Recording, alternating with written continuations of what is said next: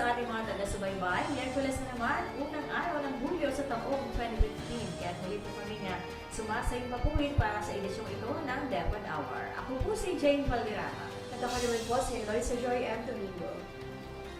Sa ating panel discussion ay panauhin natin ang ika-4 at huling grupo ng mga bagong talagang school administrator sa Antas Elementarya.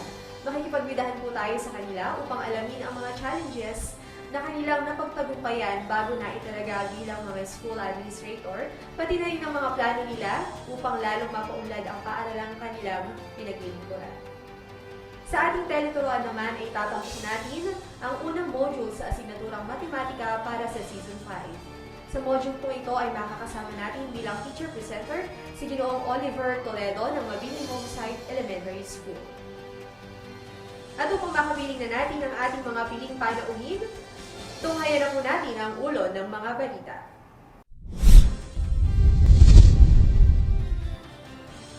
Sistematikong programa sa pagbasa ay sinusulong ng Campiño National High School.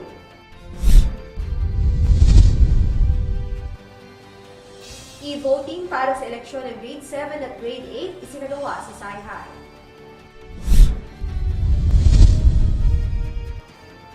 Kinatawan ng Grade 7 at 8 inihalal, Aguirre Laguna.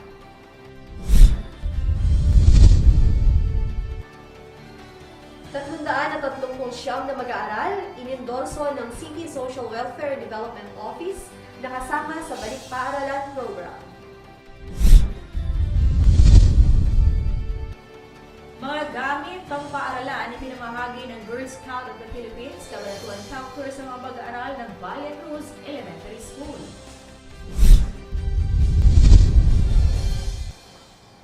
Ultimatum sa mga magulang na tumatambay sa Campiño Elementary School natapos na kahapon.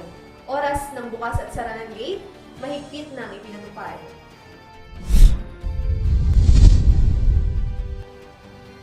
Malaga Integrated School nagsagawa ng School Learning Action Cell.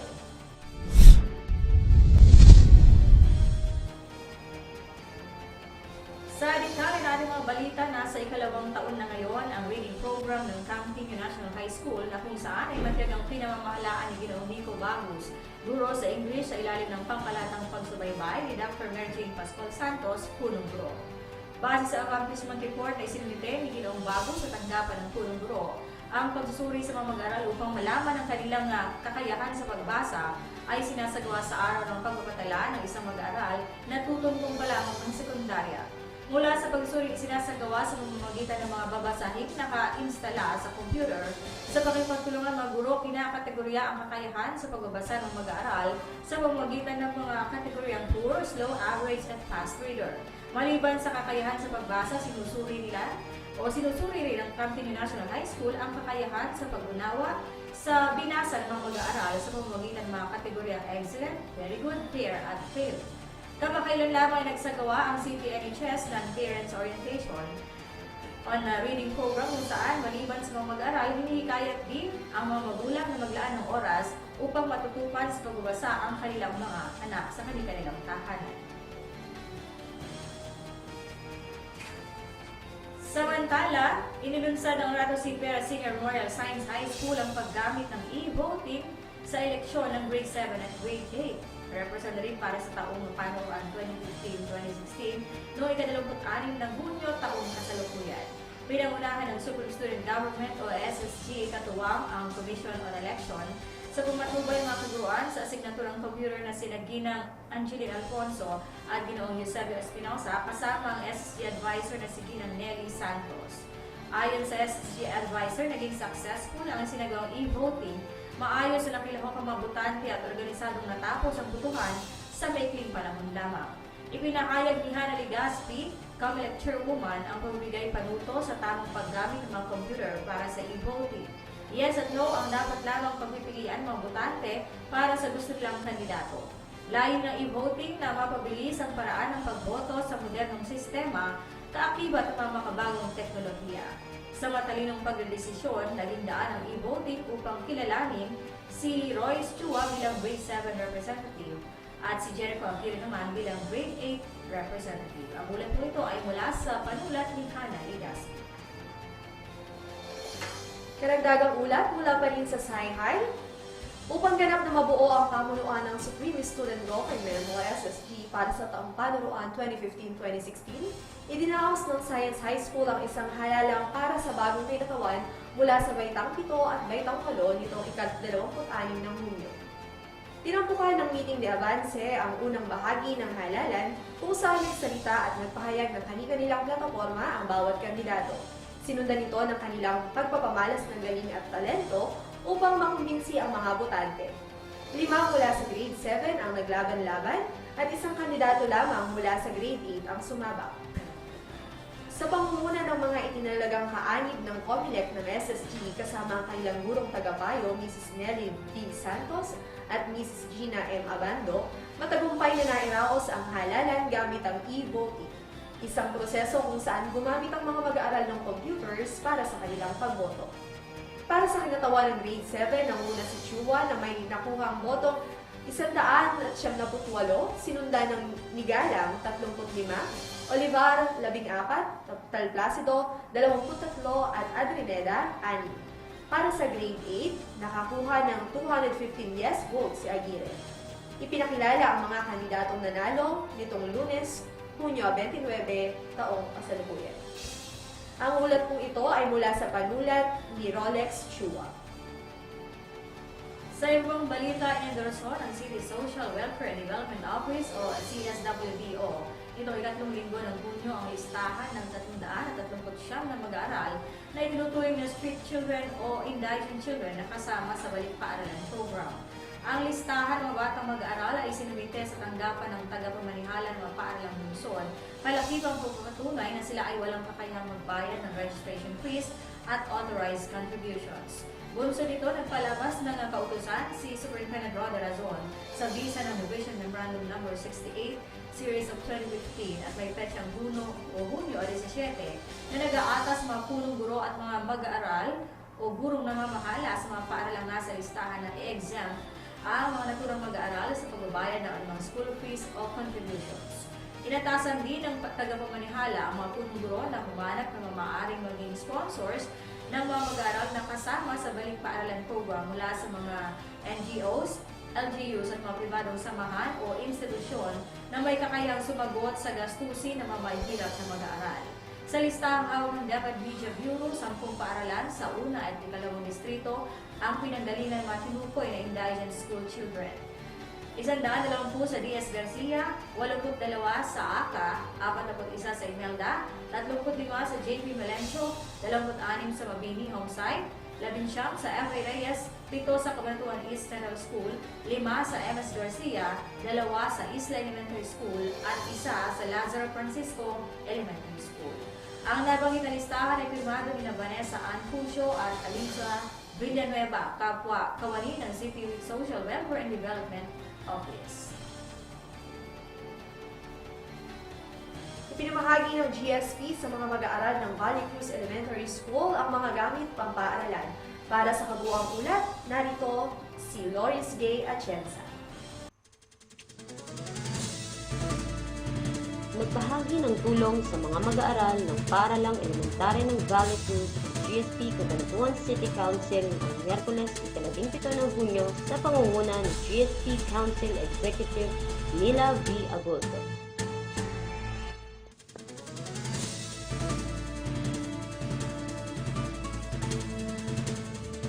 Katuwang ang mga GSP members ng DCES ay isinagawa nila ang Tulong Bata Program na nakapagpasiya na humigit kumulang 100 mag-aaral ng kinder hanggang ikatlong baitang. Laking pasasalamat din ng buong pamunuan ng paaralan sapagkat ang nasabing programa ay dinaluhan ng Schools Division Superintendent na si Dr. Roda T. Razon, kasama ang Chief ng Curriculum Implementation na si Dr. Priscilla D. Sanchez at ang Chief ng School Governance and Operations na si Dr. Wilfredo Sico.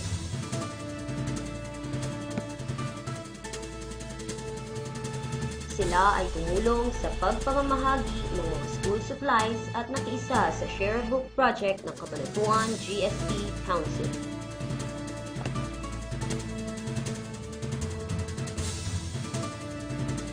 Pasasalamat Pasasalamat at papuri naman ang ipinaabot ng punong guro isa ng paaralan na si Ginang Eufemia C. Santiago at ng mga batang benepisyaryo ng Ilinaos na Tulong Bata Program.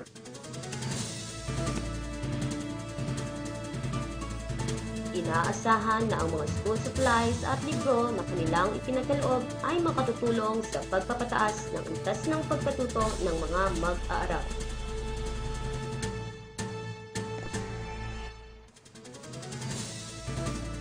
Mula sa Paaralang Elementarya ng Valley Cruz, ito po si DepEd Media Bureau Member Louise Gay V. Atienza, nag-uulat para sa DepEd Hour, DWJ Radyo Vision.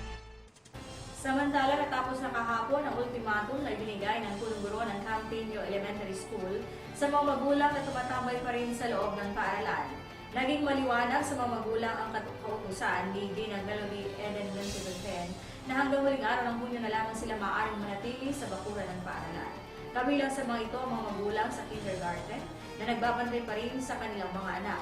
Sinabi ni Ginang Monteviergen sa kanyang pananalita sa flag raising ceremony na kinakailangang malayo na ang mga bata sa kanilang mga magulang o bantay kapag oras ng klase upang masanay na ang mga bata at maging mas focus sa kanilang pag-aaral.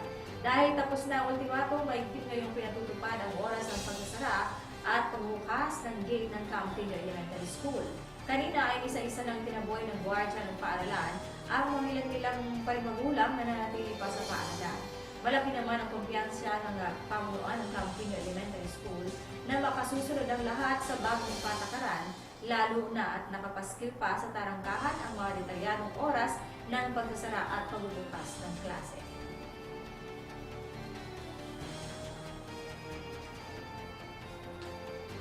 Nagsagawa ang Palagay Integrated School ng isang School Learning Action Cell o SLAC tungkol sa pagtatala ng mga guro ng kanilang mga estudyante sa Learners Information System ng Department of Education nitong nakaraang Biyernes, ika-26 ng Hunyo taong kasalukuyan. Layunin ng naturang SLAC na maibahagi ang mga bagay na kailangang matutunan ng bawat guro upang higit na mapadali ang pagtatala nila ng kanilang mga estudyante. Kasama din sa layunin ang mapaghusay ang kasanayan ng mga guro na hindi pa gaano gamay ang paggamit ng computer. Sa pasimula ng gawain ay binigyang diin ni Ginang Rosario Bacani ang quotation na if you are not willing to learn, no one can help you. If you are willing to learn, no one can stop you na ibinahagi naman ni Ginang Lourdes Pasaksak. Ayon kay Ginang Bacani, ang isipan ng taong ayaw matuto ay maihahalin tulad sa isang saradong pinto na walang makakapasok kung hindi mo bubuksan. Na sinang-ayunan naman ni Dr. Lea Yalavaran, punong guro ng paaralan sa kanyang pambungad na pananalita. Nagsilbing tagapagsalita at tagapagsanay ang dalawa sa mga gurong dumalo sa LIS orientation na ginanap noong ika-17 ng Hunyo sa conference room ng Division of Cabanatuan na sina Ginang Cecilia Dumlao at Ginoong Res D. Almazan. Gamit ang test site na 121.97.294.136, sinubukan ng mga tagapagsanay na alamin ang kakayahan at bilis sa pagkatuto ng mga guro tungkol sa LIS. Nagtapos ang gawain sa huling pananalita ng punong guro. Aniya, hawak ko ang pag-asang lahat ay magsusumikap na yakapin at gawin ang mga pagbabago para sa ikatuparan ng mga layunin ng Department of Education at sa ikalalago ng propesyon ng bawat isa. Ang pag-organisa sa naturang gawain ay pinangunahan ni Ginoong Manolito Tidris sa tulong ng iba pang guro sa intermediate level. At yun po mga balita para sa edisyong ito ng DepEd Hour. Magbabalik po kami makalipas ang ilang mga paalala. Nagbabalik po ang DepEd Hour para sa ating teleturuan. Para po sa ating teleturuan ay itatampok natin ang unang module sa asignaturang matematika para sa Season 5. Sa module kong ito ay makakasama natin bilang teacher presenter si Ginoong Oliver Toledo ng Mabini Homesite Elementary School. Halina, matuto at makinig sa ating teleturuan. Good evening everyone and to all the televiewers of DWJ Radio Vision. Welcome to the DepEd Hour Teleturuan. I'm Mr. Oliver T. Toledo, teacher from Mabini Homesite Elementary School, District 1. Tonight, our topic is about changing dissimilar fraction to similar fractions. But before we continue, let us have a short review on how to identify similar fractions and dissimilar fractions. What are similar fractions? Similar fractions are fractions that have the same in denominators. For example, 3 fifths, 2 fifths, and 4 fifths.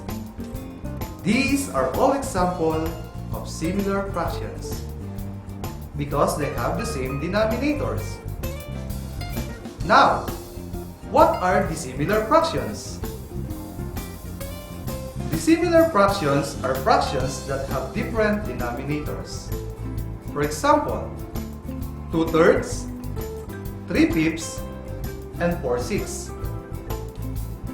These are all examples of dissimilar fractions because they have different denominators. Now, let's proceed to our topic. Changing dissimilar fractions to similar fractions. Suppose we have this problem. Every Saturday, Paulo helps his mother at home. He spends 5-6 hours in washing of clothes and 2/3 hour in cleaning the house. Which of the two tasks had a greater number of hours spent by Paulo in doing his task? Now, let's find out which of the two tasks has a greater number of hours. The given fractions are 5/6 and 2/3. What did you notice to the given fractions? Yes, they are dissimilar fractions because they have different denominators. Now, can you easily identify which task of Paulo has a greater number of hours? Let's try to find out. To easily identify, we have to follow several steps in changing 5/6 and 2/3 to similar fractions. We have to remember that 5/6 and 2/3 are dissimilar fractions. Now, in changing dissimilar fractions to similar fractions, there are 3 steps to be followed. The first one, we have to find the least common denominator or the LCD of the given fractions. To find the LCD, we can use listing method. Listing method is the process of listing the multiples of the denominators of the fractions and choosing the least common multiple or LCM. We have 6 with a multiple of 6, 12, and 18. 3 has a multiple of 3, 6, 9, 12, and 15, and so on and so forth. The LCM is 6. Now, 6 is the LCD. Another way is the prime factorization. After we get the LCD, we divide the LCD by the denominator of each fraction. And lastly, we will multiply the quotient by the numerator. The answer becomes the new numerator. So therefore, 5/6 and 2/3 becomes 5/6 and 4/6. Can you now identify which task of Paulo has the greater number of hours? You're right! Washing of clothes had a greater number of hours. Did you get that? Very good! Before I give another example, let's pause for a while for some reminders from our sponsors. We're back! Now, let's try another example. Change 2/4 and 4/5 to similar fractions. What do you think is the LCD? Correct! 20 is the LCD. Then, divide the denominators. And multiply the quotient to get the new numerators. 2/4 and 4/5 will become 1020 and 1620. Did you get that? Very good! Now, let's enumerate the steps in changing the similar fractions to similar fractions. To change the similar fractions to similar fractions, there are 3 steps. Step 1, find the least common denominator or LCD of the given fractions. Step 2, divide the LCD with the denominator of each fraction. Step 3, multiply the quotient by the numerator. The answer becomes the new numerator. Thank you! I hope that you understand our topic. Bye-bye! See you next week!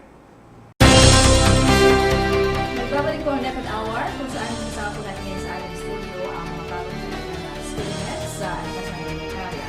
Makikipagbidahan po tayo sa kanila upang alamin po natin ang mga challenges na kanilang pinagdaanan at napagtagumpayan bago sila na italaga bilang school administrator. Pati na rin po yung kanilang mga plano upang lalong mapaunlad ang paaralang kanilang pinagdaanan. Ma'am Eloisa, unahin na po natin na ipakilala yung ating mga bisita ngayon. Kasama po natin ngayong gabi ang Teacher 3 OIC ng Pulilio Elementary School, si Ma'am Perla Garcia. Magandang gabi po, Ma'am. Ayan, nasa inyo mga po nakataon para po batiin mo yung mga fans. Magpapakilala po muna ako kung si Ma'am Perla Garcia, teacher in charge ng Pulilio Elementary School. Nais po sanang batiin ang ating supervisor, ang ating mga principal, kasi Dr. Eric Rodriguez, at syempre po ang mga school heads ng District 8. At syempre po ang mga guro ng mga pang-paaralan ng Pulilio. Kung natanggap ng Perla Garcia, mula po sa school, ngayon man po ay pagkakilala ko sa inyo sa inyo ng marami pa sa kasamahan. Hanggang ngayon po kasi may pagkakilala ng station upang maging school head sa kanyang pinasasakupan na yung paaralan. Sa Bagong Buhay Elementary School, ang Head Teacher 3 OIC, si Ma'am Moffett. Good evening, ma'am. Magandang gabi po sa inyo, mga ating anchor po ngayong gabi, Ma'am Jane and Ma'am Eloisa. So, magandang gabi po sa ating mga manonood, sa mga teachers po ng Bagong Buhay Elementary School, sa aming PSDS, Ma'am Julie, at mga kasamahan ko po punong guro sa District 10. So, ganun din po sa mga kaguruan ng Camp National High School, hindi pa nakakalimutan. Ayan. Ayan. Dahil binati ni Ma'am ang kaguruan, ako naman ang kaprinsipalan. Pero ayan, kay Ma'am Mary Jane Pascual Santos, siyempre sa aking mga kasamahan din mga guro dyan sa Camp nyo. Ngayon din po, Ma'am Jane, binabati ko ang aking punong guro sa Palaga Integrated School, Ma'am Leia A. Alvaran, at ang aking pong mga kasamahan guro din sa Palaga Integrated. Magandang gabi po. Ayan, tulad ng ating nabanggit kanina, no, Ma'am Eloisa, ay makikipagbidahan tayo ngayon sa ating mga bisita upang alamin natin yung mga challenges bago sila naitalaga bilang school heads. Ano? Unahin na po natin ang aking dating guro sa Pulilio Elementary School, Ma'am Perla Garcia. Ano po yung mga challenges na inyo po napagtagumpayan bago po kayo maitalaga bilang school administrator? Salamat, EJ. Sa totoo lang po, mahirap para sa isang classroom teacher ang may talaga bilang isang teacher in charge. Kasi po, at the same time, ginagampanan ko po ang role ng isang guro at ang role ng isang principal. So, sa mga challenges naman pong nakikita ko, medyo talagang mahirap. But then, lahat naman po ginagawa ko yung magagawa ko para maisaayos lahat para sa kapakanan ng aking paaralan at lalong-lalo na rin po yung mga mag-aaral namin. Ayan. At when we talk about challenges po, ano, ang ating inaalam ngayon ay sa dami ang teacher, ano po, ang daming teacher pero kayo po yung napili, ano, Ma'am Moffett. Yes. And what made you stay or be chosen on that position po? Sa akin naman biglaan lang. Biglaan lang yung maitalaga ka bilang isang OIC sa isang school. So, nagsimula ka, although head teacher ka sa Camp National High School, pero syempre, mas mabigat yung responsibility mo ngayon bilang isang school head sa elementary. Hindi lang, dati kasi noon sa Camp National High School, talagang, andun nakaalala sa principal mo, mga teachers at tutok mo lang kung ano yung department mo. Samantalang dito, mas napakalaki ng challenges na nakaatang sa iyo. Hindi lang yung buong eskwelahan, hindi lang yung teacher, hindi lang yung bata, pati yung community. Yun talaga yung pinakamabigat na challenges na kinakaharap namin sa ngayon bilang isang school head. Ayan. So, ma'am, ay nalaman natin yung mga challenges, ano? After all those challenges, kumusta kaya sila ngayon? Ayan. Si Ma'am Perla, ano po ang lagay natin ngayon bilang isang school administrator ng Polillo?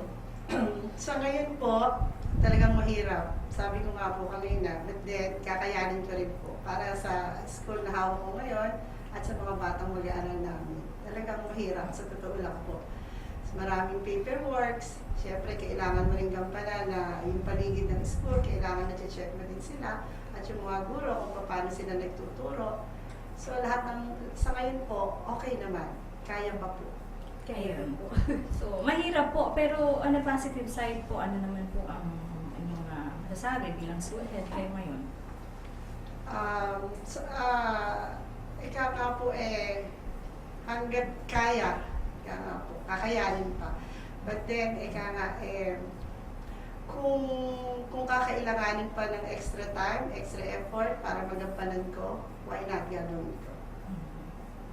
Dobling sipag at syaga, Ma'am Perla, para sa bagong posisyon po. And kay Ma'am Waffle naman po. Sige Ma'am. Sige lang. Ayun, yun, kumusta kayo ma'am ngayon, ano? Patapos yung mga, may mga pinagdadaan ng challenges Yes. sa mga school heads, natural po yan, ano? Pero bilang school head kayo ngayon, ano po ay yung pananaw ninyo sa pagiging school head ninyo? Kumusta kayo ngayon? Happy ba? Alam ko naman, happy talaga. So, ayun, nakikita naman sa katawan, di ba? Yung pagiging happy. So, doon na lang i-boost natin. So, siguro sabi ko nung una, yung first week nung paghahatid sa akin sa school, napakabigat ng challenges noon, sabi ko nga. Dahil, andun lahat ng trabaho. Andun yung mga reports, SBM, SIP, RPMS, lahat trabaho mo yan. Pero, sabi nga ni Ma'am Perla kanina, basta kaya, kakayanin. Kung talagang gusto matapos, tatapusin. So napakabigat, sabi ko nga, napakaraming trabaho, pero napagtatagumpay naman, basta tutukan mo lang yung trabaho. Basta focus ka lang. Sabi ko nga, isabit lang to, pag mali, okay lang, kasi nga, di ba, kailangan maitama yung mga trabaho mo, kung mali nga. So yun yung way para maitama mo lahat ng mga pagkakamali na matatagpuan mo sa trabaho mo. So, bilang school head ngayon, iba naman yung kinakaharap ko ngayon. Napakalaki talaga ng pagbabago kasi from malaking bata, ngayon malilit na bata, nakakasalamuha, tapos ang iingay pa, nakakapanibago. Yun lang naman yung talagang una kong kinaharap na suliranin ko ng unang linggo ng pagtuturo, unang linggo ng assignment ko ron sa itong June, yung first week ng pasukan, yun ang pinakamabigat na talagang nakaharap ko doon. Pero Ma'am, di po ba galing kayo ng Campiño National High School? Ngayon po bago kayo sa bagong buhay. Kamusta po yung naging treatment sa inyo ng mga teachers doon ngayon? Wala nang po problema sa yung personal, yung pakikisalamuhan ng mga teachers kasi sanay naman sila ng, lagi nga sabi niya, bakit panawandatnan kami ng mga school head? Hindi pa nagtatagal, 2 taon lang nagtatagal, 1 taon lang pinapalitan na. So, naman, okay naman yung mga teachers, wala akong problema, mababait sila kasi doon lang sila din sa community, mga taga doon sila. So, wala tayong magiging problema sa kanila. Ilan lang yung teachers po natin sa bagong buhay? Sa bagong buhay po, so 7 po sila, 6 po ang permanent, 1 ang volunteer teacher, yung kinder ko. And ang estudyante po? Ang estudyante population ko ngayon is 130. Kung tutusin na naman, dahil magkasama tayo sa Campiño, mas marami yung hinahawakan ninyong teachers sa Campiño. No? Yes, Compare ma'am. ngayon na iilan yung teachers, pero buong paaralan ng hawak ninyo. Po. Meron pong kasabihan na many are called but few were chosen. Kayo po ba ay proud that you're one of those who were chosen to be As a school head? Yes. Opo. Okay naman po. Proud naman dahil syempre pinagkatiwalaan kayo. So, inatasan ka ng SDS na ibigay sa iyo yung posisyon na as school head. Pero sabi ko nga, parang hindi pa ako karapat, parang kulang, hindi pa ako ganun kahinog. Pero yung binigay ng pagkakataon sa'yo, i-grab na lang. So kung ano yung mga dapat na ma-submit, mga dapat na tapos na report, pwede ka na magtanong eh. Hindi naman nakakasira ng dignidad yung magtanong, di ba? So dun sa mga bagay na pagtatanong, dun ka marami natutunan. At saka especially sa mga experience na mararanasan mo doon sa eskwelahan na pinaglilingkuran mo ngayon. Dumako naman po tayo kay Ma'am Perla. So, si Ma'am Ovel po, nalipat ng school. Kayo naman po ay dati nasa Pulillo Elementary School. Sabi ko nga po kanina, naging guro ko pa po si Ma'am Perla nung ako po ay nasa Antas Elementaria. So, kumusta po yung naging treatment sa inyo ngayon? O paano po kayo tinitingnan ngayon ng mga guro sa Pulillo Elementary School? Nagkaroon po ba ng pagbabago pagdating po sa pakikisama nila sa inyo? Ganun, yung pagtingin po bilang school administrator ng Pulillo. Sa pakikisama, pareho din. Kaya lang syempre may konting respeto kasi nga medyo kailangan nila dahil syempre sa akin na minsan nanggagaling yung mga orders na dapat nilang isagawa. Pero as of now naman, okay naman yung samahan namin. Ayun naman po. Dapat malaking respeto. Ano po? Kasi ma'am, magkakumari kami din. Hindi na po bago kasi the same school lang din po kayo naging school administrator na po. Ayun. Pero entitled na po kayo na mag-take ng principal exam. Oo, ngayong year na to, magte-take ako. Hopefully, kung makakapasa. Kayang-kaya po yan. Ngayon naman po ay alamin namin yung inyong mga plano po para sa paaralan po na inyong pinaglilingkuran sa ngayon. Ayan. Unahin natin si Ma'am Ovel. Sa akin kasi, sa ngayon kasi, di ba, ang Bagong Buhay Elementary School. So sabi ko nga nung first time na dinalaw ako ni Ma'am Roda doon sa school, sabi ko, Ma'am, ito po yung building namin. So we have 3 buildings and composed of 6 classrooms. 6 classrooms na yan, subdivide po namin sa 2 kasi nga lack of budgets. So ang plan siguro, maghanap ng mga mabubuting kamay, mabubuting tao na magiging donor ng eskwelahan, especially sa mga bata na majority kasi ng estudyante is 70% of them are less fortunate. So sabi ko nga, maghahanap ng sponsor para sa mga bata, hindi para sa akin, para sa mga bata. At least mapalitan ka man doon, meron kang legacy na may iwan sa kanila, na may tutulong mo.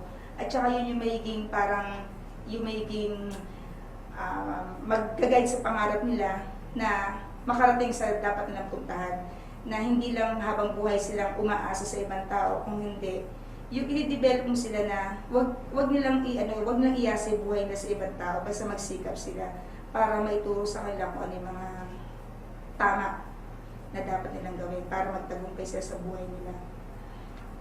Yun yung aking plano ron. Maghanap ng sponsor. Napakaraming sponsor ang kailangan ko. Ayan. Ako, mamaya po gagamitin natin yung pagkakataon na kumatok sa mga pusong may magandang loob para doon sa mga sponsors na kailangan mo, Mofel. Kay Ma'am Perla Garcia naman po. Ma'am Perla, napaka-tagal nyo na po sa Pulillo Elementary School. So, halos lahat po ng kakulangan ng school o lahat ng mga bagay na kulang sa school, mga problema sa school, mga pangangailangan ng paaralan ay nakikita nyo po. Kitang-kita nyo na po. So ano naman po yung mga plano nyo para dun sa mga bagay na yun? Katulad din po ni Ma'am Ofer, kailangan din po namin siguro ng mga stakeholders na pwedeng sumuporta o tumulong sa mga proyekto ng aming paaralan. Sa ngayon po, June pa lang, nakakita na kami ng stakeholders kung saan nagpipiding sila sa mga wasted pupils namin. At napansin ko rin po, isa sa naging problema namin ay yung mga school sa loob mismo ng paaralan, may mga daanan o pathways na hindi pa masyadong sementado o hindi pa sementado. So ito po sana ang pinaplano namin, makakuha kami ng mga community stakeholders o kahit mga NGOs na tutulong sa amin kahit sa materials na gagamitin para maisaayos yung mga nasabing pathways o daan. And then, nakaplano rin po kami yung SPG namin. Sa kasalukuyan nga po, meron na po kami isang bookshelves. Balak po kasi namin na mag-utilize o gumawa ng isang library para magamit ng mga bata. At sa kasalukuyan din po, nakakalap kami ng mga supplementary references o books na pwedeng gamitin ng mga batang. Alam naman po natin na kulang talaga sa libro ang mga bata ngayon. At least po sana doon sa magbubukas na library ay magamit ng mga bata. Na nakita ko po na na kayo po ay teacher 3 ano po sa wala pa pong nagiging head teacher na or hindi pa qualified ang school po para magkaroon ng head teacher position po. Sa totoo lang po, katulad din po ni Ma'am Ophel, biglaan din po ako kaya ako naging TIC. Bigla po kasi nalipat si Ma'am Liwanag Valdez sa Bitas. So, in-offer po yung school namin sa mga school heads. Kaya lang po, sa di inaasahang pangyayari, medyo new wave nila. Kasi daw po medyo malayo. Opo. So, nag-result na lang po na maglagay daw po muna ng TIC. So, As, yun nga po. okay po. Napakapalad niyo po dahil para po sa inyo talaga yan. Hindi niyo na kinailangan umalis ng paaralan, ng school na nandun lang. Kaya alam na ninyo yung problema at mga pangangailangan. Kaya ngayon pa lang po alam niyo na yung mga project na kailangan para sa paaralan. Okay po, sana matupad. Ayan. Si Ma'am Mofel, medyo nabanggit kanina ni Ma'am Mofel na parang kayo ma'am ay galing ng secondary, kayo biglang naalipat ng elementary. Yung adjustment po ba paano? Nung first week talagang napakalaki ng adjustment ko. Siyempre, sa canteen nyo, alam mo yung mga bata, pag nakita lang ako, akala mo may multong nakikita. Basta, sila, yung disiplinado yung mga bata, basta pag nakita ko sa nanyasan ko lang yan, kuha kaagad yung niya, alam nila kaagad saan sila pupunta. Pero sa bagong buhay talagang, hindi lang talaga kumbaga yung disiplina talaga una kong inano dun eh. Ang pinag-adjustan ko talaga disiplina kasi nga, di ba, usually sa elementary kasi maharot, malilikot. Ang pinag-ano ko nga sa kanila, sabi ko, iwasan na yung pagtakbo-takbo ba kasi madapa. Yun yung mga naging adjustment ko, yung sobrang ingay, yung laro ng laro, tapos kaladyan, maya-maya, sumbong ng sumbong, ganito. Hindi nagsusumbong saan. Talagang napakalaki ng adjustment ko pagdating sa bata lang naman.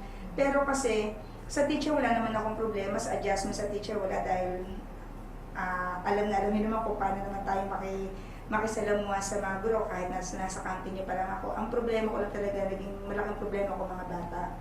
Sa magulang, ala naman mga problema sa magulang dahil okay naman sila.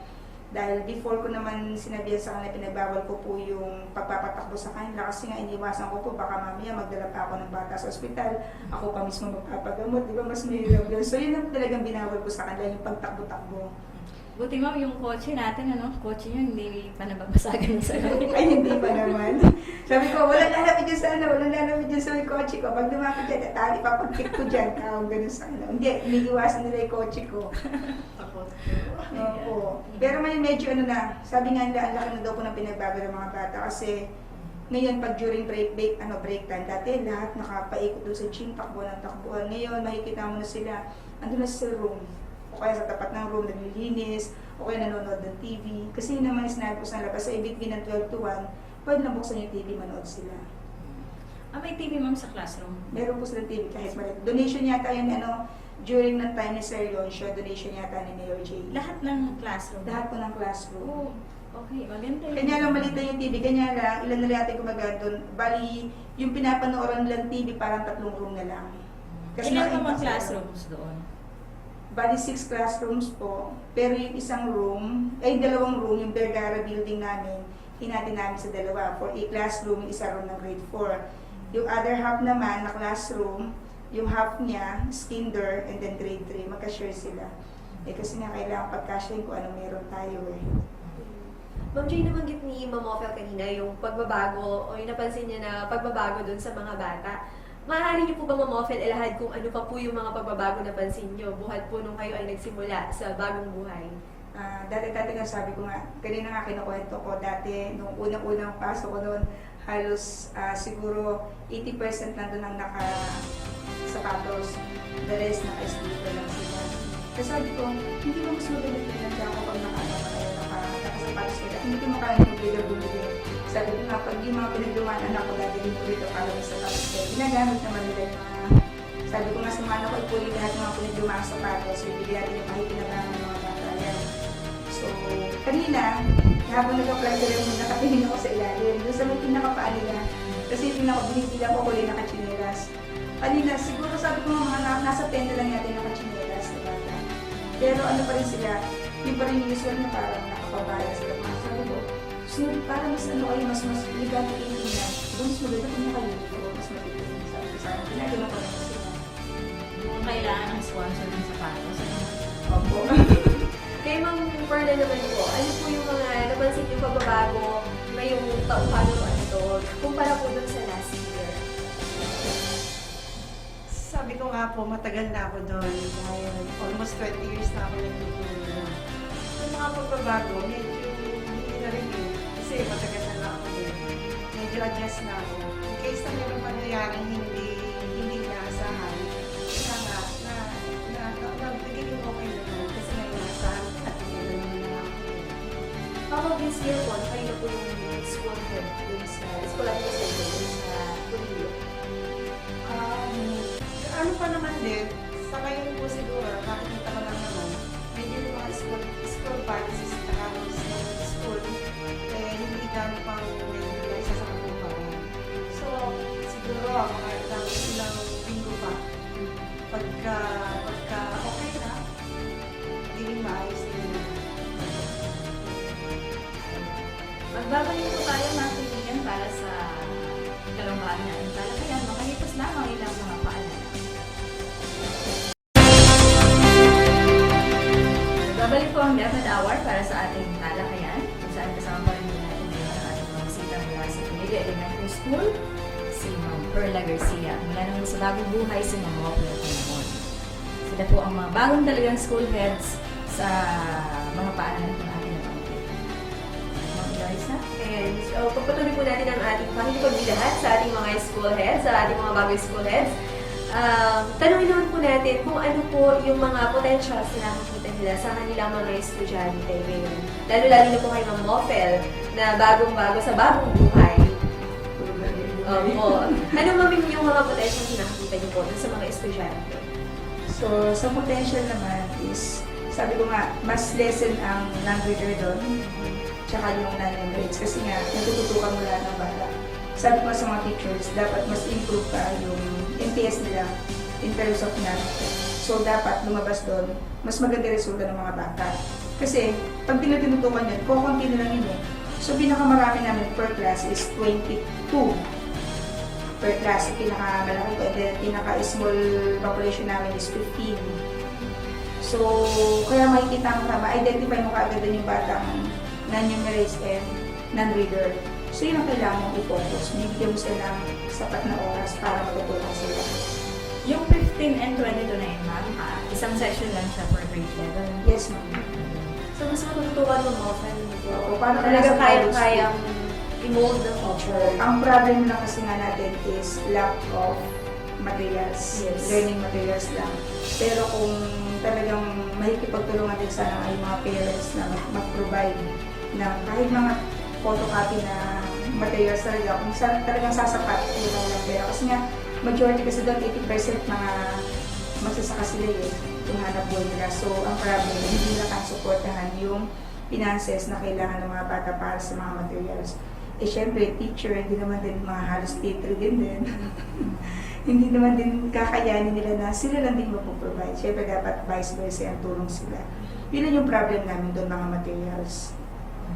Hawag po sa other academics po, yung mga panglaban natin mga estudyante sa ang field po. Nung nakaraan yata meron, during the time of Sir Leoncio, parang meron silang na pa-national yata na isang bata. Yung parang, hindi ko alam kung English, sa English yata yan. Tapos dati noon, sa math naman, nag-number 1 sila sa mga, yung math challenge, nag-number 1 ang Bagong Buhay. Nito na lang, lately hindi ko alam, hindi mga mabigat na nakasapo sa akin challenges eh. In terms of academic performance ng bata. Kaya kahirap, sabi ko, paano ko higitin yun? Nagsisimula pa lang ako. Hindi lang basta ma-maintain eh, kundi talagang paano mahihigitan. Yun ang talagang ano doon eh, yun talaga yung pinaka-goal mo para sa mga bata na yun. At para makilala rin sila, hindi lang sila mga indigenous people o person, kundi makilala sila sa larangan na hindi lang sila mga taong bundok, sabi nga, yung mga taong bundok, na makilala sila in terms of academics. At ang maganda nga, dahil maganda naman ang iyong relationship dyan sa bagong buhay, ma'am, hindi naman napalitan ng mga teachers. Yung mga strategy, pwede pa rin nilang i-share, and then yung mga naiisip niyo pang bagong strategy Yes. para mas mapataas yung, o mahigitan nga yung performance dati ng ating bagong buhay, yun, siguradong posible naman. Ayan. Kayo mo naman, yung the same question po, ano po yung nakikita niyo yung potential sa estudyante, sa paaralan mismo, at maging sa mga guro po ng Polilio? Sa ngayon po kasi, ang aming NAT ay medyo mataas. Halos 85% po ang nakuha naming NPS. In terms of academic naman po, usually po nag-excel kami sa sports. And then dun po sa sports ay sa news writing. Karaniwan po nagkakaroon kami ng panalo dyan. Usually po lagi kami may division representative. Sa presscon, division presscon. And then sa teachers naman po, karamihan po sa kanila naka-enroll ng MA units. Siyempre po for professional growth. At ang iba po pong academic performance na pwede kong i-pursue sa kanila ay yung aming non-reader. Ang target po kasi namin ngayon ay 0 non-reader. Paano po ang plano niyo para po magawang ma-meet niyo yung goal na yun na 0 non-reader? Sa ngayon po, ini-implement namin yung division na RIP, o kaya yung every child a reader, at saka nga po yung pag-utilize namin yung binabalak namin library. Meron po ba kayo nakaplanong intervention program para, other program po, para mas ma-reach po natin yung target po ng COVID?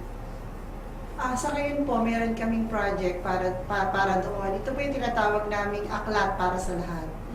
Para po yung bata, kung halimbawa meron silang mga oras na dal o kaya wala sila sa klase, usually po, kinukonsume na nila yun sa pagbabasa ng mga supplementary books o yung kahit anong babasahin na po pwede, kung saan makakasa silang lalo sa pagbabasa.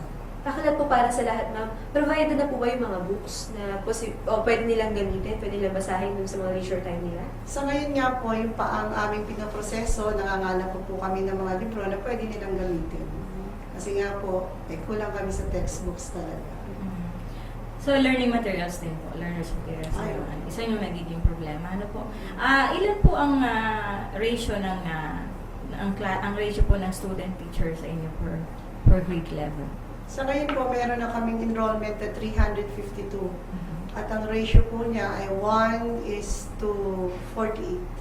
48 per classroom, ano po? Yes. At isang section lang po ang bawat grade level din sa inyo. Medyo marami. Medyo marami. Paano po natututukan ng teacher? Meron nga po kaming isang problema ngayon, yung aming grade 3, halos 65 na po pupils ang hinahawakan niya. Paano po Different kasi yung aming enrollment. Tinanong ko na po ito sa district supervisor namin, si Sir Eric, kung ano yung gagawin. Sabi po niya, pag daw po naayos, baka po bigyan kami ng MSB teacher. Ang ginagawa po ng teacher, pinagsiship na lang niya, may pangmaga, may panghapon. Then yung quality ng pagtuturo niya at yung oras, pareho din po. Kasi po hindi na talaga kaya i-accommodate yung 65 pupils sa loob ng kwarto, medyo mali pa po yung sukat ng kwarto. Congested na po talaga yung mga bata. So ang sabi po sa akin ni Sir Eric, hatiin na lang po sila into 2 sessions. So ngayon po ay ini-implement nyo na po yung shifting doon sa may 65 Opo, grade 3 lang naman po yun. Opo, with the same teacher, ma'am. Yes. Magatanghali with the same teacher. So, Oo. talaga po yung teacher na naka-assign doon sa grade 3 ng Barangay Bulilio, talagang nagsasuffer po sa mga pagkakataong Oo, ito. sa ngayon, Yung tiyaga. Oo, talaga. Iba yung tiyaga. Tsaka talagang extra time siya sa umaga at hapon. Maaga siya nagsisimula. Hapon naman na siya pagka nag-umuwi. Ganun. Ano naman po yung word of encouragement na masasabi niyo sa inyong grade 3 advisor, ma'am? Sabi ko sa kanya, huwag ka mag-alala, okay kasi ang RPMS, at saka huwag ka mag-alala din, sabi nga sa akin ni Sir Eric, baka daw bigyan tayo ng LSB teacher, maluluwagan ka na. Ayan, ma'am. Pero kung magkakaroon po ng LSB teacher, ang classroom po ba ay, meron pa po bang gagamiting classroom? If ever po nakahatiin, say for example, gagawin 2 sections po. Hindi na maga tanghali, whole day na po. Meron pa kaming available na room Ayun, na nakahanda that's good para po. sa kanya. Teacher lang po talaga. Oo. Ayun. Matanong ko na, nung nakakaraan po kasi meron kayo naging bisita, hindi ko lang masyadong matadak sana. Walang faculty, walang principal sa office. Ang bagong buhay po at ang Polillo ay hindi naman katulad ng paaralan niya. Yun ang nagiging challenge para dun sa school head. Sa akin naman, sa bagong buhay, sabi ko, hindi ka pa sumama naghatid doon. Hindi nga ma'am eh. No, sa akin kasi dati may principal's office ang bagong buhay elementary school. Since kasi for demolish yung 3 classroom, na-demolish yung office. So, pansamantala, naging office ni sir ay yung likod ng extension ng stage. Na pinapangarap ko rin na sana sa canteen niyo ako. Maging office ko lang sana yung sa likod ng stage din natin doon, plus may gym. Sabi nga namin, natupad lahat ang pangarap namin sa bagong buhay. Kasi doon nga sa bagong buhay, ang office ko, likod lang may stage. Extension lang siya. So, nung dumating ako roon, nagtatawanan nga kami kasi para lang siyang bodega. Ngayon, nung kanina, dinalaw nga ako nila sir, uy, sabi niya, ang cute naman ang office mo, ang liit, kagano, pero andun na lahat. Meron akong conference table, andito yung principal's table, yung ano ko, and then yung mga, andun lahat ng mga gamit. Kasi basta naiayos ko siya. Kanya lang sabi ko nga kay Ma'am Roda, hayaan niyo po, pagbalik niyo po, babae na po yung office. Mukhang babae na yung office kasi wala pa ako pamili ng kortina na maganda-ganda. Kasi pusha pink yata yung kortina na nakalagay pa ron. O di babae yun ma'am. Kaya kailangan may mga design, pa hindi ko pa siya nadidesign kasi nga hindi ko pa nahaharap. Siguro mga after na maraming trabaho, pupuntahan namin ng weekend, i-ayos namin para maging mukha siyang office na office talaga. Para Anyway, presentable naman siya. Yes po. Anyway, ma'am, kahit naman po maliit yung office, for as long as organized po yung mga gamit, malinis, po ba, kahit na ganun lang, kasimple, magandang tingnan. Kaya nga natutuwa nga sa akit nga rin ng office ko, sabi nga nila, naiayos ko lang. Buti nga naiayos ko sabi ko. Yun yung aking office, maliit lang siya. Sabi nga na, siguro mangarap ka na magkaroon ka ng sarili mong office. Hindi ko po alam. Sabi ko, tama na po, dapat magkaroon po muna ako ng classroom para sa kinder. Yun yung tinatarget namin. Sa barangay Polillo naman po, ma'am. Pagka kasi classroom, talagang kami dyan mayaman kami. Hindi, sabihin, talagang enough lang, then may excess pa. Kaya nga meron pa kami pang library. Kaya lang, medyo yung mga buildings namin iba, medyo luma na. Na-report ko naman na yun sa city engineering. City engineer ng okay naman daw gagawin nila. Pero classroom, okay, enough, excess pa. Maalala ko, ma'am, ano po ba yung pangunahing pangangailangan ng Polillo Elementary School? Kasi sa kaalaman po ng lahat na sa ating mga taga-subaybay po, ang barangay Polillo po kasi hindi gaanong kilala, hindi pa siya kilala ng ilan. Karamihan nga, Ma'am Jane, nung nasa Little Very Hearts ako, yung mga estudyante ko, pag nabanggit ko yung Barangay Polillo, hindi nila alam. So marami po talaga hindi nakakaalam ng Barangay Polillo. Sabi nga po natin kanina, iba yung tulay, Ma'am. Ayan. Ano po yung pangunahing pangangailangan sa Polillo Elementary School? Katulad nga po ng sabi ko kanina, yung textbooks, tsaka yung learning materials. Bukod po dun, Ma'am, sa tubig po. Okay naman yung tubig namin. Meron kaming isang poso doon na may jetmatic. Okay naman.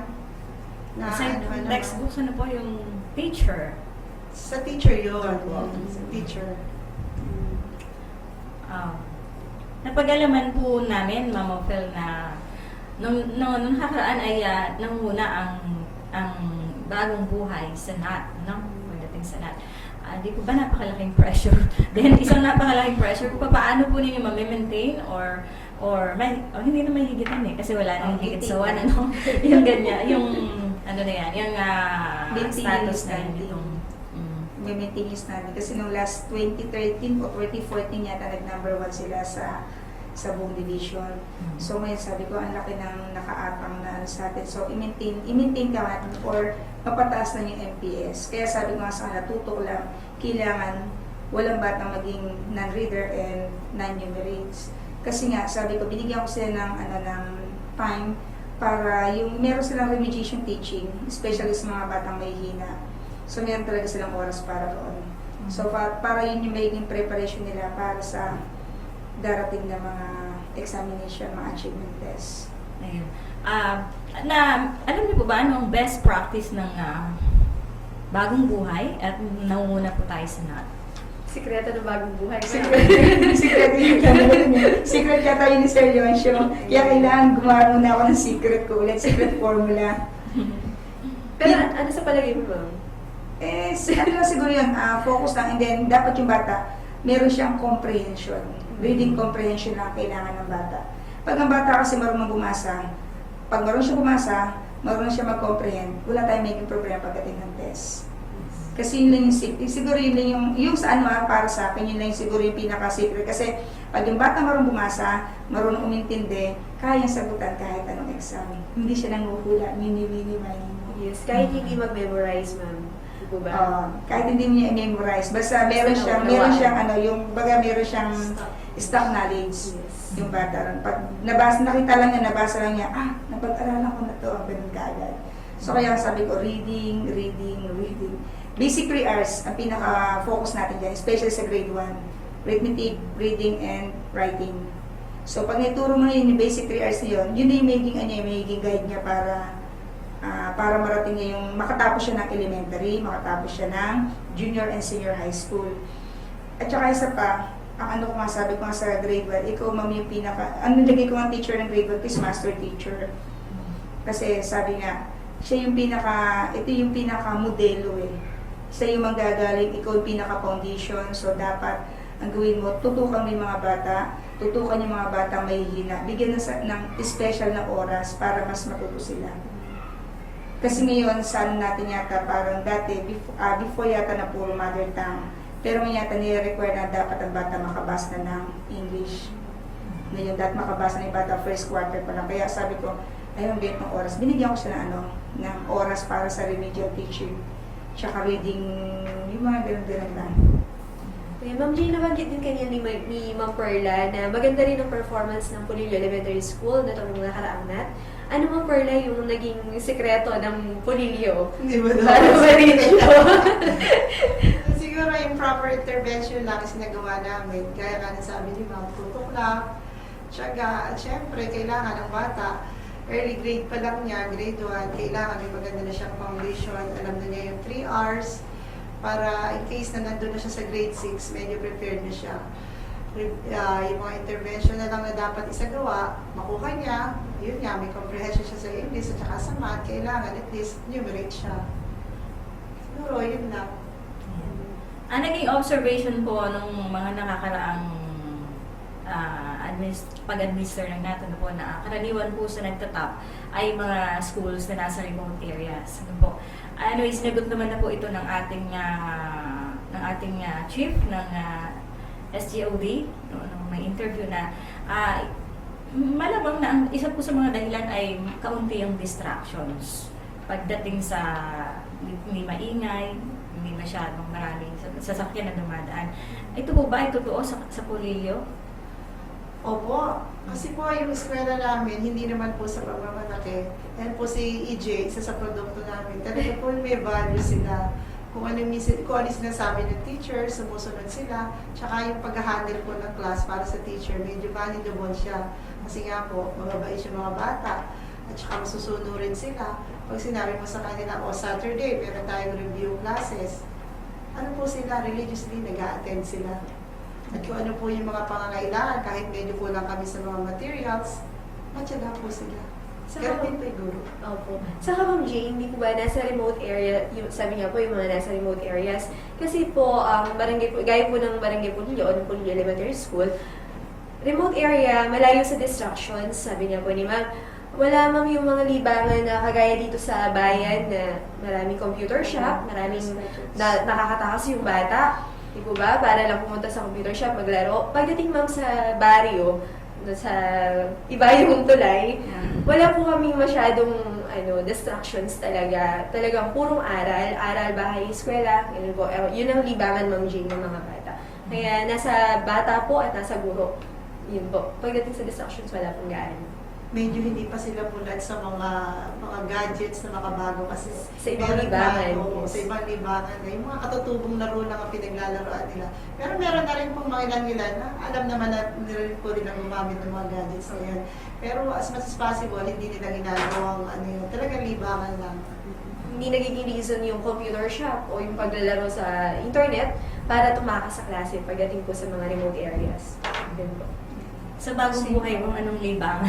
Kasi tapos sila eh. Sa may bagong buhay kasi, di ba sabi nga nila, pag tatanong nila, sa may bagong buhay, ang akala nila, bagong buhay, yung pala yung city, yun ang familiar sila dun eh, sa bagong buhay. Kaya minsan lagi naliligaw delivery sa amin sa school. Yung pala sa school pala ng bagong buhay, para buti lang di ko dire-receive. Minsan mo naliligaw ng mga deliver ng mga gamit, mga materials na pang-construction, nadi-deliver sa amin. Kasi hindi nga kilala yung bagong buhay. Sa may bagong buhay, pag laging tanong, sabihin mo lang, alam mo yung Hunter Valley, o after Hunter Valley, yun yung bagong buhay. hindi talaga kilala ang bagong buhay kung saan matagpuan. Kasi nga ito may dulong, paano ng bundok. Ang sabi ko nga doon lagi, paano ng bundok, dulo siya. So, doon naman sa bagong buhay, ang problem lang doon is, wala talaga wala silang gadgets doon. Bihira sila makahawak ng gadget kasi nga hindi nila kayang, wala silang, yung parents sila walang kakayang bumili ng gadgets na mamahalin. So, parang para pag may dumating na ibang tao, para silang mga, mga inosente, ganun. Parang pag may dumating na bisita doon, parang artista dating na nila. Kaya pag dumating yung mga bisita doon, may visit time, darating, kailangan, talagang wini-welcome nila ng gusto kasi nga, bihira sila napupuntahan ng mga bisita. Yun yung doon. Yung sa libangan naman, hindi nga sila marunong computer. Kaya nga nakakapag-aral sila, nakakapag-focus sila sa pag-aaral nila. Yun yung nila. Yun yung kainaman doon sa remote areas na yun. Pero di ba, napakalaking advantage din po kung sila ay matututong Yes. kung may available na computer. Marami naman pa kasi pros and cons. This year yata, kasi parang beneficiary kami ng e-classroom. So hopefully baka yung matuto naman sila kahit pa. Sabi ko hindi games. Yes. Kung hindi, kung paano gagawin sa PowerPoint, Excel, Word, din dapat na ito sa basic computer yung dapat na matutunan ng bata. At dahil dyan, nasa inyo po yung pagkakataon ngayon, baka meron kayong panawagan, pasalamatan, ayan. Si Ma'am Perla? Una, nagpapasalamat ako sa district supervisor namin sa tiwalang ibinigay niya at doon sa aming dating principal na si Ma'am Beth Liwanag. Salamat po sa pagtitiwala niya na makakaya ko ito. And then doon po sa mga teachers ng Polillo Elementary School na walang sawang nakiki-operate at tumutulong sa akin upang maisagawa lahat ng maraming trabaho. Katulad niya, sabi nga ni Ma'am, yung SIP na yan, RPMS, kinakaya po namin. At syempre po sa mga magulang ng Barangay Polillo, sa walang sawa nilang suporta at sa aming mga mag-aaral. Magandang gabi ulit. Sa akin lang po, unang-una sa lahat, nagpapasalamat ako sa aking principal. Yung principal ko pa naman hanggang ngayon, syempre, si Ma'am Jane, Dr. Marlene Pascual Santos, dahil sa pag-ibigay niya sa akin ng opportunity na maging OIC ng Bagong Buhay Elementary School. Dahil pinayagan niya ako lumabas, pinayagan niya akong ipahiram yung item ko. Kumbaga, kabawasan din ako sa County National High School pero mas hinigit niya na bigyan ako ng pagkakataon. Kaya maraming salamat sa inyo, Ma'am Jane. Kay Ma'am Emma sa tiwala nila na maging bahagi ako ng school head ng Division of Cabanatuan City sa aking PSDS, kay Sir Willie, sa mga tiwala na binibigay sa akin, at least kahit paano ng mga nag-guide sa akin. Sa mga principals ng District 10 na talagang winelcome ako ng gusto. Pag may mga reports, Mopel, punta ka dito, si Ma'am Ellen, yan, si Ma'am Rayleigh, tatawagin nila ako. So, lagi ako na-report, kaharap sila. Yung mga assistants sila lagi, hindi nawawala. Napaka-supportive po ng District 10. Maraming salamat po sa inyo. Sa mga teachers po ng Bagong Buhay, sa pagtanggap sa akin bilang school head nila, ayun po, sa buong community ng Bagong Buhay, especially kay Kapitan Gonzales, na talagang super supportive sa eskwelahan. Ampun nga ako ni Kapitan pag lunch break, ampun ako nun. Kasi nga wala nga mabilhan ng pagkain doon, wala pa naman akong kalan na paglulutuan. So, si Kapitan ay sponsor po muna sa lunch. So, maraming salamat. Likod lang ng school. So, yun, si Kap talagang very support kahit, sabi ko nga, kahit napakaliit ng kanyang ira, lahat gusto niya talaga mag-value proyekto para sa Bagong Buhay. katuwang namin sa school, lahat ng development, andun siya, nakaalalay siya, kung ano yung magagawa niya, magpintura, nagpipintura rin siya ng mga classroom, ganun ka, kasi yung isang teacher ko nga, asawa rin ni Kapitan, so ano talaga siya, hindi siya nawawala sa kaya maraming salamat po sa buong community ng Bagong Buwan sa pagtanggap po sa akin bilang OIC. Si Sir Yonsho, yan, naka-assist pa rin sa akin ng gawin. Sir, anong gagawin ko rito? Yan. Sir Ed, thank you po sa inyong lahat. Sa mga teachers, especially ng Campi National High School, dahil yung tiwala ba nila na, kaya mo yan. Sabi ko nga, yun lang siya sandalat ko para makaya ng lahat ng mga reports. Sa inyo rin, kay Ma'am Jane, lagi nakalanin sa iyo. Nakalarigay sa amin. Ngayon po ang ating naging talakayan kasama ang ating dalawa sa huling mga grupo po ng mga bagong school administrators sa Antas Elementary na sina Ma'am Perla Garcia ng Pulilio Elementary School at Ma'am Mofel Panahon ng Bagong Buhay Elementary School. Muli po ang panawagan sa mga pusong may magandang loob para sa pangangailangan ng mga nasabing paaralan. Sumayin niyo po ang isa ng mga edisyon ng Palatuntunan Dapat Hour na kasama po natin ang ating mga bisita. Nagpapasalamat po tayo sa kanila ngayon na sila po yung nakabahagi natin sa isa ng mga edisyon ng Palatuntunan dito. Sa ngalan po ng ating Schools Division Superintendent, Dr. Roda Razon, at ng Office of Media and ICT, ako po si Jane Valderrama. At ako naman po si Eloisa Joy M. Domingo. Maraming salamat po at magandang gabi. Antabayan po rin yung susunod na Palatuntunan, Slow Moments and Memories with Jane Christian Verde.